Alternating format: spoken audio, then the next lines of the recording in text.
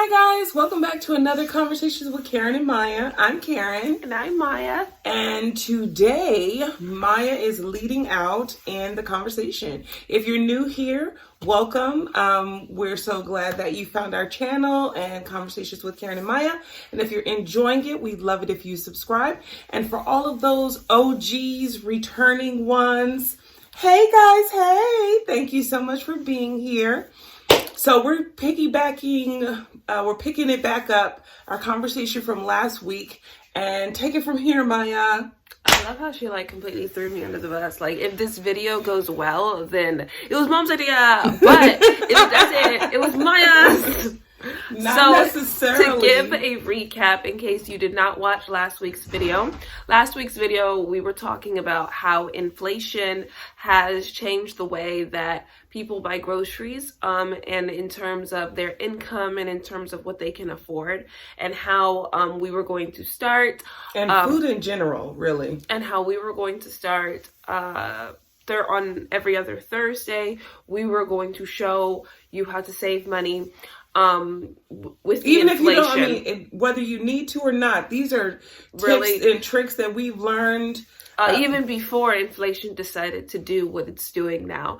And the reason that we came to this conclusion, to this idea, is because we were in the grocery store and we were watching a lady buy a bunch of food, and while she was buying it, she was just staring at the thing that has the money on it. Register. Yeah, she was staring at the cost go down. Yeah. And she was watching it with her hands kind of just clasped as she was watching. And then afterwards, she was like, the gauntlet is over.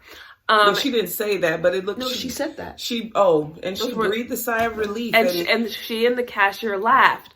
And the thing that I noticed was that the stuff that she had on the conveyor belt she could have brought the price down just a little bit. But we were talking about maybe people might not know how to make the stuff that would bring the price down. So she had canned beans, and Mom can make canned beans. I mean, she can make what is in canned beans bags of beans. Yeah. And I'll just say this, my ability to relate to the young lady was when if you followed us for a while, we were a retired military family, most specifically Air Force. Anyway, when we transitioned from military life to civilian life, one of the most difficult parts of that transition was going from shopping primarily at the commissary and then the surrounding area, because obviously we lived at that time overseas. We lived in Germany, and to go to the farmer's market to get fresh food, vegetables and all of that was relatively inexpensive. The commissary, you don't pay any tax. It's for military families. Go ahead. There was also, so when you go walking in Germany, like walking on walking trails, they also have what's called, they set aside food for the public. And so you could literally just go walking on a random trail and there would be an apple tree and you are allowed to take the apples cherries, from the tree. I mean, that doesn't happen in certain areas in the United States. You literally there could forage for different things. And like she said, I mean, one time, I'll give you an example. We were walking with the kids and there was a cherry tree. There were several cherry trees. It was a row. Mm-hmm. And the kids wanted to try it, but it looked like a public walking space. When we first got no, there. Actually it wasn't. It was just before I saw anybody doing anything with it. I hadn't really ventured out yet. And I kept telling the kids, just take one. We were looking around the ground, just picking those up and trying them. And it was a lovely lady who rode past on her bicycle. Her bicycle had a basket, and she looked at us and smiled, because I was telling the kids, come back away from there. And she smiled. She rode her bicycle over to the cherry tree, looked at us, took her basket and did like this. It gestured for us to go ahead, and she started to pull the cherries from the tree, put them in her basket, put her basket back on the bicycle. And cycled away and waved at us. And so I had never seen anything like that before. Fast forward to the hubster retired. We transitioned back to the United States, and the grocery stores, I really hadn't shopped in those grocery stores here in the States. It was commissary, and, we lived overseas. The prices were so drastically different that we had to restructure our whole grocery bill, like how that worked and how much we spent. And so I had to find different ways of where were we going, and hence the reason why I ended up at 5 different stores, going here, there, and everywhere. Farmers markets, driving an hour out, what have you. All that to get to, like our title today is optimizing your grocery shopping. And so how do you do that? So we're going to go over that today. But before we do, I want to explain why I laughed when she said 5 grocery stores, because when Mom was trying to, before COVID, before the inflation rose, we took a family friend with us grocery shopping. They were tired. We went to 5 different grocery stores. She said, "Oh my goodness, I'm hungry. Do you all eat?" You ruined the story. Oh, sorry. We were so used to just following Mom around aimlessly to all these grocery stores. And then at the end, of course, you're really hungry. But like, you have all this food to take home and cook. But we literally got like the second to the last store, and she was like, what Mom said. Do you guys eat? I mean, wow. And then we were like, you will come on every future grocery store. No, they wanted her to come on every future grocery shop. Because we actually went to go eat something after that. Instead of going home and making food. Yeah. But that was just funny. So every time we talk about going to 5 different grocery stores, I remember her reaction to it and how it was funny. But there is a reason that we go to 5 different grocery stores. And as an adult, I can come to terms of why that is, and it is also the reason for this video, which is optimizing your grocery shopping. And so Mom and I had a little short discussion when I came up with the video idea, again inside of a grocery store. And the grocery store that I came up with this idea was a specialty store. And what I wanted to make a distinction in this video is that there is a difference on what you will buy in a specialty store based on, and then also what you will buy in a supermarket or a big conglomerate grocery store. Because I will say this, most specialty stores are owned by mom and pop businesses. So these are small businesses trying to keep their doors open. And they can't compete with large, chain grocery stores. So their prices are specialty, and contrary to popular belief, most of the time end up being vastly cheaper than what you would find at your big box grocery store. And I'll give you a quick example. During the pandemic, I know if you think about it, you'll probably remember when it was hard to get certain items, right? In this case, pasta. They were limiting pasta at the grocery store. They were limiting pasta. They were limiting pasta for a reason. Pasta, right. The reason because was people were buying out this whole people were just shelf. buying bulk of things they were never going to make. Well, we don't know that, but I was toilet paper. Toilet paper. Yeah. Okay. So nobody needed that much. There was no way. Okay, but I will say this: so pasta was being limited. Pasta sauces, canned goods. I mean, there were so many things being limited. So I was searching online, trying to find. I actually wasn't trying to find pasta or anything like that. I was just looking up specialty stores. Perhaps they had something. And I came across Capri Flavors, the Italian grocery store in Cary, North Carolina. It was, it's a nice little hop, skip, and a jump from our home, But, I was like, well, let's have at it. So we drove there. It's probably about a 45-minute ride. And he had no limitations on how much pasta you could buy. And at that time, his pasta was gourmet, from Italy and cheaper, and still is. But and she meant it was cheaper. It was a lot cheaper. Now he's probably 50 cents cheaper than the grocery store. But it's still good. But it's just 45 minutes from the house.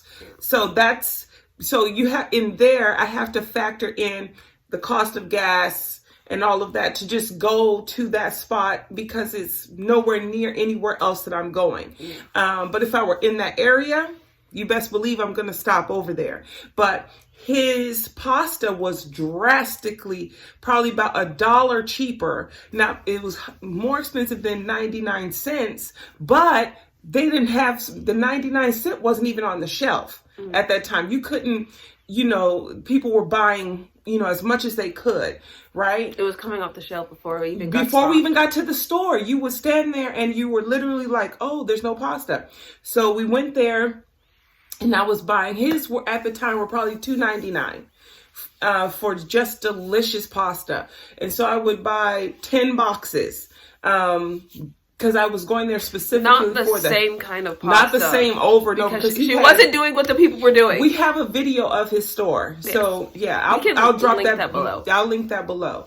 But his pasta, he has sauce in there, tomato sauce that was just straight tomatoes. Puree. And that was, I think, $2 at the time. And then he was giving you a 10% discount if you bought a case. So hello. And then, he had so many different things. The other thing about his store, the reason why his prices he could afford to have these prices so low is because we went to his store a lot of times over the years, and we would notice that some companies would come, and it's basically for restaurants, and they would come and buy bulk. So the deal for having the deal for having, like, you buy all of these little purees was because businesses would come and buy these purees, and then they would buy the boxes of pasta by the case, and then they would buy also the like, they were like these little jugs of olives. They would buy that. And then he would separate and then for just customers like us, average everyday he would separate the olives into mason jars and then sell them for customers like us. But then on the rare occasion, at that point in time, we were like, can we just get the whole thing? Yeah. So we didn't have to, worry about coming back or that it wouldn't be there or whatnot. Back as fast. Right. Yeah. And so that, even to this day, great store, great people, so kind, made friends. Every time we go in, they ask about the family. But I make it a point of, that's on our list of things to do every now and again, just to make a big trip, stock up, get all of that. Okay, so in the process of learning about the specialty store, we've also just told you that pasta can be 99 cents. But pasta will not be 99 cents if you go to a specialty store. Right. Pasta is 99 cents at a conglomerate, a big conglomerate like Target, or a Wegmans, or like a big store that has multiple stores in your area, and they're selling out. And the reason they're 99 cents is because usually, not all the time, but usually the 99 cent one is the store's brand. And a specialty store, they don't make their pasta 99 cents because they don't have multiple stores in their brand. So each store has to come up with its own type money to pay for its overhead. Right. So they can't afford to give you 99 cent pasta, but a conglomerate can. A conglomerate can also help you stock your dry goods in your house. They can help you stock flour, sugar, baking powder. With that being said, baking soda. Getting to that point. So when you go to your large box grocery store, instead of heading towards the name brand item, especially when you're buying bulk items, because that's not necessarily bulk, but you save money instead of buying. And I know, if you don't have time to make bread, or if you've never made bread before, I totally get that. But if you have made bread, and it's the difference between the cost of a loaf of bread versus buying flour and yeast to make bread, and so if you go to a large box store and you purchase your flour, your yeast, and it's all the store brand, that will save you a lot of money too. Buying the store brand will save you money. The reason why we... And most of the time it's the same thing. It's just got a different colored lid. The reason... Or packaging.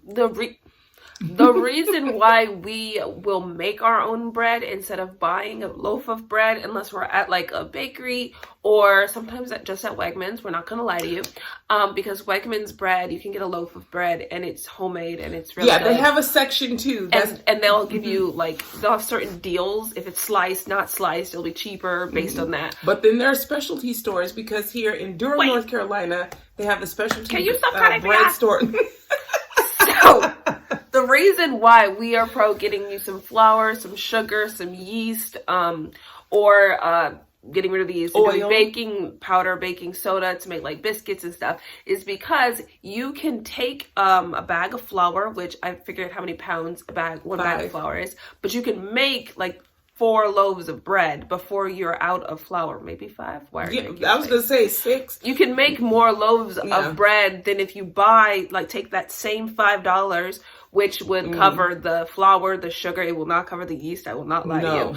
But the flour, the sugar, but in buying and the salt. But in buying the $5 canister of yeast, you can make probably about 10 loaves of bread. Yeah, it will extend past the flour and the sugar and stuff. Yeah. If you buy the jar. If you buy the little instant yeast packets, you will be able to make like 1 or 2 loaves. Yeah. It depends. The most packets are 2.5 teaspoons, I think. Teaspoons. Yeah. So you can, if you go to the actual aisle in a supermarket, not a specialty store, not a bakery, you will buy like a loaf. It's about this big. It's pre-sliced. And most of the time, if it's not like a homemade loaf, it's not very filling. But if you make the bread yourself, it can be filling and it will stretch longer. So that's why we... Also, one thing that I learned too, I found an Amish grocery store in Blanche, North Carolina. A friend and myself, were just driving, and we just decided to go there. Ended up there, and I have serious questions. How did you get all the way there? It's like we were talking. The conversation was just so good. No, we were going someplace else, and then like an estate sale. Yeah, we were going to an estate sale, and we turned on a wrong road. And when we turned, we saw an Amish grocery store. And I said, ooh, you could smell the aroma from the store before you even arrived. So I was like, oh, let's stop here. And she was like, okay, we forgot all about the estate sale. We go inside. Not only did they sell fresh baked goods, but they had a huge 25-pound bag of oatmeal, 25-pound bags of flour, and their 25-pound bags were like $15, $16. And because even at that time I made my own bread, I made granola, whatnot, I picked those up. They had huge containers of yeast, bigger than what you see at your regular grocery store. They had so many things to choose from. And I saved a ton in there. I didn't need flour for 4 months.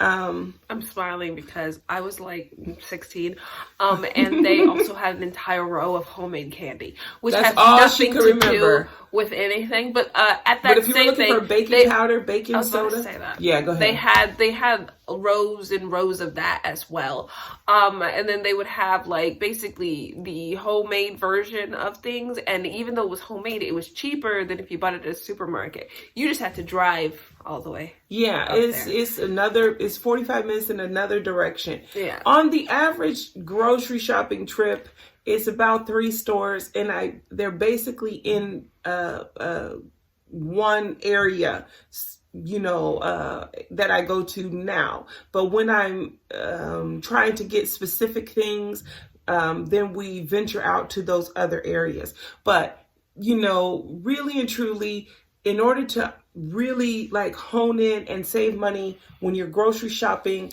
the first tip would be to shop the store brand. That would be my first tip. Second tip is we're missing a venture out. No, I'm trying to bring on it. And then the second tip, which should have been the first one, is try different stores, your mom and pop specialty stores. We're missing a genre of food, which is not what they're called. But we also developed a trick for cheese. She's missing a whole section. If you eat cheese that we talked to, you're not going to cut me off this time. This is not happening. Okay, so if you want to buy cheese, there is a trick. One of the tricks is do not buy shredded cheese. If you believe that the price is cheaper. If you really like shredded cheese, have fun. But if you're buying it because it appears cheaper, don't do that. Buy a block of cheese. And what you're going to notice and immediately think is that we swim in money. It's not true. Because you will pick up a block of cheese and you will look at the price and you will put it down. Right. I often go, Mom, I have the magic touch, and I'll pick something up, and if it's $4, it's a win. If it's $5, it's like, If it's $6. Sometimes $9. But she will pick up like $11. And the reason why these things are priced is because they are weighed. And the lesser the weigh, the lesser the pounds or ounces, the cheaper the cheese. And so it's very hard because they're cutting it. It seems like they're cutting it at random. And they're cutting it from a wheel. Yeah. So when they cut it and they weigh it, they're weighing it for a certain amount of price for a certain amount of the weigh it. And then it'll be like $11 versus $4 because they cut it a little smaller. Mm-hmm. And they'll wrap it, and the way you save money and you want shredded cheese, get a grater. A cheese grater. You can also get a potato, it's like a wheel, and it kind of does this, so it also grates cheese. We don't have one of those, but it's easier on the hands if you're not a type of person that can grate without accidentally cutting yourself. This works perfectly, and I'm talking about myself, and we should probably go get that other thing. I think it's called a ricer. But that's one way, and the reason it lasts much longer, and it doesn't mold as fast because the block is completely whole. You don't grate all of the cheese when you get home. You grate what you need. And as a matter of fact, you'll find you use far less than if you cut the cheese with a knife. The cheese was already shredded. Because that bag, it'll say 3.5 cups, 2.5 cups, but when you're shredding, you may not need as much. Also, some of those higher prices on the cheese are due to specialty cheeses. So if you're looking for a basic cheddar or basic, you'll be fine. Those are the high end of the cheddar. The very high end, like a cheese is like this big, is like $7. Right. But the low end is like $3. Like you can go low. But if you try to get something that is a smoked apple house. Wait, no. It says fromage, truffle cheese. We'll expect it to be like $19 for this big thing of cheese. Most of the time, and if you've ever decided to do a it's normally $9. And you pick up a wheel and look at the price, by the way, no normal person needs a wheel of cheese in their house that big. I just wanted to know how much it costs. Unless you're a chef. That wheel of cheese literally costs the same as most people's, like if you go to grocery bill to Pandora to get a nice little ring, same price. So I was like, it's for restaurants. But there's another way to get cheese for cheap. You can go to the deli. Mm-hmm. And the deli, they will slice the cheese for you. Some places will put some paper between each slice of cheese. Yeah. This doesn't really matter. It's not a part of the weight, but it keeps the cheese from sticking to each other. But you can get cheese, the same cheese. They're usually slicing the same cheese that is in the cheese thingy. They're just giving you slices of it. And that cheese will usually be like $3, $5 at max, because they're slicing and they're only giving you a set amount. Mm-hmm. And that's like inside of like the deli and it's counter. Fresh. It's fresh. Or you can like point out a cheese that hasn't been sliced and ask for a certain amount of it. I know at Wegmans, they have it pre-sliced towards the end of the day. I have never actually gone when they're actually behind the counter, but at like Whole Foods, they will slice it for you and you'll have like a big... Well, what did you want to say? Oh, the only reason why I know that this saves some money is because, once again, shopping at the commissary when we were in the military, their specialty areas, they had specialty areas in the store. Like they were catering to all of your needs. And a lot of people went to the deli to get sliced whatever because it was so convenient and so much cheaper. And know that you can go to the deli, and if you eat meat or whatnot, you can save a lot more money heading over there because they'll weigh it for you. And some of them are so nice, you'll say, I only want a pound, and they'll pull the thing off or what have you. Saves a ton of money. It really does. And I know, and in the beginning, it sounds like, oh, I'm spending so much buying, flour, sugar, regular vegetables. Buying my vegetables in bulk. We also forgot vegetables. One more thing about the deli. The reason why it is cheaper to get at the deli is also because the deli is technically the store brand, so they're going to try to undercut the brand names that are in the freezer department, so that you will get it from the deli. You'll come to the deli and not to go over there. And you can compare it. You can go over to the frozen aisle, pick up something that is 1 pound of like chicken slices. I think that's what they're called, like turkey slices. Anything, and then go over and get it sliced and compare it to how much you get based on how much the thing is. But for vegetables and fruits. Let me just say one last thing. Also, check out your local butcher if you have one. Yes. I did Google butcher in our area, and I went to see. And it was a fun experience. They'll talk to you, and you're talking to people who love what they do. Yes. So please be prepared when you go in there. If you're asking for a fillet or something like that, and they do fish. And the one that I went to, they do fish, which I do eat on occasion. And then they had chicken. And they could tell you exactly where it came from. That's the other thing too. Some butcher shops also do cheeses, and I think it's because the cow gives the milk. So it just depends on who they're partnering with. Yeah. And they sell other things besides just mayonnaise, mustards. They sell stuff that was made from the meat. So they'll sell like jerky and stuff inside of the store. And they'll sell the specialty, like ketchups and mustards and things, are from local shops and things that are selling in the store. So if you are in a place where you have a butcher near you, I just suggest check it out. Even if you don't want to buy anything when you get there, that you have a butcher shop. Yeah. Because some places where you'll live, they don't have a butcher shop nearby.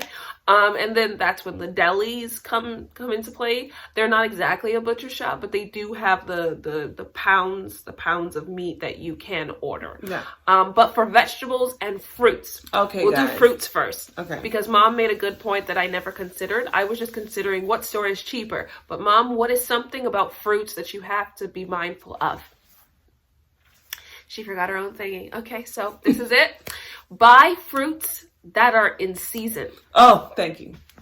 You forgot your own words and stuff. I wrote. Okay, so people, please buy food that's in season right now. Buy fruit that's in season. Thank you. Because here's the deal. Like right now, strawberries where I live in North Carolina are not sweet. So you would have to add a ton of sugar. If you bought it from the store and you bite into it, you're expecting like this juicy, sweet strawberry. But also, chances are, unless it's come from a long way. No, but also the most very important part, they will not be as sweet as they are when they are in season. Right. But they will also cost you more than when they are in season. Like right now. So not only will they not be delicious, but they're costing they won't be delicious to your wallet. So right either. now, to purchase just one package of strawberries is $8.99. During the height of strawberry season, they're $3. So it can be like three something, but $8.99, $3 something, and that's strawberries. We're not even doing the cranberries. Cranberries, by the way, are good in season, fall, winter time. But blueberries, raspberries, we're not even including those. And you only get this many raspberries anyway. And those, for the little raspberry trays, are $7.99. These are not in season where I live. Shop in season for your fruit where you live. Like right now, it's citrus season. right? So your oranges, your limes, your lemons, they're going to be so sweet depending on where it's coming from. And you'll notice if you ever buy an orange that is out of season, sometimes it will be dry. Or tangerine too. Or you will open it and then all of the juice is just gone somewhere. Right. It seems like it's drying up from the inside. Yeah, and then you're like, I bought an entire bag of these. What am I supposed to do with it? Another tip for it is if you are buying like a fruit that has like a shell, buy it inside of that shell, because if they take it out. You mean like kiwi? Like, no, they don't. Watermelons.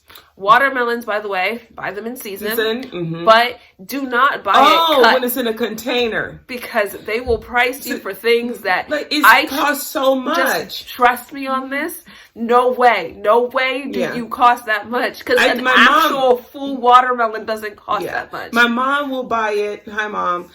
She'll buy it because she's like, I just wanted to taste it. I just want a little bit. I just want a little bit. But I'm like, okay, then buy a half. Buy half of the watermelon. Even half of it. Yeah. But we said in the last video, convenience costs. So you either pay with your convenience. Pay for the convenience. Or you pay with your time. Yeah. So, and watermelon is not in season till the summertime, guys. Yeah, but it was important to mention that if you cut the watermelon yourself, you will get more watermelon for your $1. And also if you buy it in season. If you buy it in the little thingy, because trust me, I've cut a watermelon and it feels like 4 of those. Or the other thing you'll see already cut up a lot of times is pineapple. And you'll pay more for it already cut up than if you just buy the full pineapple. And if you don't know how to cut a pineapple, let me know in the comments below, and I will do a video just showing you. But I'm sure there's a million videos on YouTube showing you how to cut a pineapple. This also extends to melons. And extends to if you live in a place where you have pomelos, which are another form of citrus that is in season right now, but they will sell you pomelo. Out of season, though. They'll sell you a pomelo pieces inside of a thingy, because peeling a pomelo is kind of like there's kind of a way you do it so that the fruit doesn't go tart. But again, if you guys need a video showing you how to peel fruits that are in season, we will do that video for you. Seriously. Vegetables. Okay. So vegetables, so when you're buying your vegetables, buy your vegetables in bulk. It will save you a ton of money. For instance, if you're buying a huge bag of carrots, buy the bag of big carrots. That's only going to cost you $1.29 as opposed to buying baby carrots or anything like that. If you are trying to save money, don't buy baby carrots and don't buy shredded carrots. You can get baby carrots from the big carrots and you can shred the carrots from the big carrots. If you're trying to save money. If you just like the aesthetic, you're great regardless. Yeah. But because baby carrots, I promise you, when they come out the ground, they don't look like that. No. We've grown some. We've had a couple videos on farm and like gardening, and the carrot just looks like the adult version, but really tiny. Yeah. That just means we didn't space them properly. No, I'm saying when it's a baby, like that's what it looks like. Same thing. Celery. Buy your celery whole. But also buy your celery in the loose foods part, like where the little, the what is this called? The vapor's coming down. Because if you buy it in a bag, they will charge you for the bag. And I don't understand why, because it's the same thing. She means the packaging. The packaging. But also remember Same thing for spinach, kale, Swiss chard. Buy it over there. But also know when you pick up your spinach that's loose over there, shake it to get some of the water off. Because when you weigh it, the reason why it keeps spraying is the water makes it heavier. And it slightly freezes just a little bit. Just a little bit. And so they can charge you more. It weighs more. Therefore, they make more when you weigh it, when they weigh it too. You will also notice that certain greens are cheaper than others. Because I'm going to say this, if you grow spinach, we grow spinach, I grow arugula. There is no way, if I go outside now and pick it up, it has no spray coming on it. It's as light as a feather. It will cost me $1.02 probably without any water on it. Okay. But But this is very important. So knowing what greens are what is kind of helpful. So there's a bunch of greens that are in the cabbage family, and trust me, to a certain point, they all taste the same, but they will not have the same price at the grocery store. So for instance, radish greens, dandelion greens, you would never think, because there are dandelions outside of your house probably. Those probably are cheaper because again, they're very prolific. They weren't. They weren't. Wait, let me get to what I was actually saying. So they do sell broccoli greens at the store. Broccoli greens, just attribute them. No, listen. Let me explain. Broccoli greens are the greens that come off the stem of the broccoli when you get the head. That's what broccoli greens are.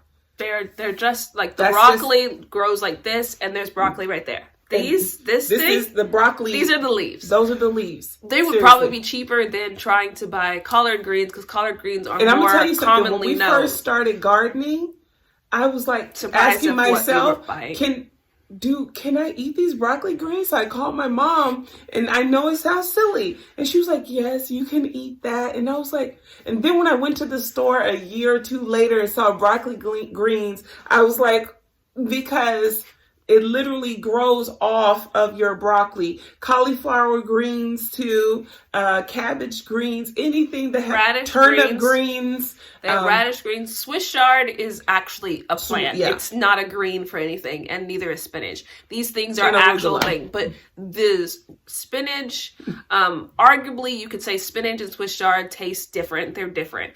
And so is kale. But the little vegetable greens, you can interchange them. You wouldn't notice. No one would notice. Mustard greens, collard greens, turnip greens. The turnip is different because it actually has it grows, actually not necessarily a fruit, but a vegetable comes from it. But you can cut the tops off, and you'll have turnip greens, and it's great with collards and what have you. But buy your vegetables in bulk. Buy your bags of potatoes. Cut them up yourself. These are ways of optimizing your groceries. And you guys tell us. Tell us, if these things help. And also ask us questions. Tell us what you want to see next. I don't just enjoy cooking, but I enjoy talking about food. And everything that I learn about food, especially saving people money when it comes to food, cooking for your family, cooking for yourself, cooking for your friends. I'm about that life. And, it brings me joy to help others. And so if this has been a help for you guys, let us know in the comments below. And I'm actually really enjoying this series. I came up with it. Anyway, on that note, because it is going past time, let us know what you guys think in the comments below. And anything else? Nope. And one last little tip. Microgreens you can make them yourself. Literally just get a pot, some dirt, and sprinkle the seeds on top, and it will grow microgreens, so you don't have to buy them in the store because they cost way too much. Bye guys. Bye.